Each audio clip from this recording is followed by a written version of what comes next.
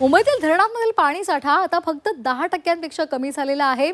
हा तितकाच उरलेला आहे आणि त्यामुळे सध्या नियमित साठा फक्त 9 जुलैपर्यंतच पुरेल असा अंदाज आहे। पाऊस जर लांबला तर 30 जून नंतर पाणी कपात वाढवावी लागू शकते असा इशारा महापालिकेने दिलेला आहे।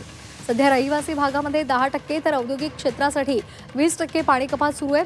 मात्र अपेक्षित पाऊस न पडल्यास 30 जून नंतर पाणी कपातीमध्ये वाढ केली जाईल असा निर्णय होऊ शकतो असं पालिका प्रशासनानं म्हटलेलं आहे।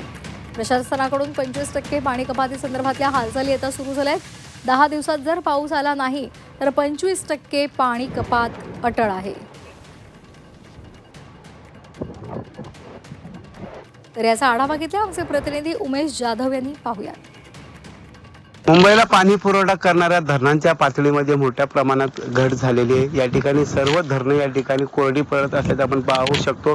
मुंबईला 7 धरणांच्या माध्यमातून या ठिकाणी पाणी पुरवठा केला जातो, परंतु या धरणांच्या पाणी पातळीमध्ये मोठ्या प्रमाणात या ठिकाणी कमी होत असल्याचं चित्र आपल्याला दिसून येत आहे। आपण सध्या शहापूर तालुक्यातील या भास्ता धरणावर आलेलो आपण बघू शकतो की भास्ता धरणाच्या पाणी पातळीमध्ये कमतरता होत या ठिकाणी धरण कोरडे होत चालल्याचे चित्र दिसून येते।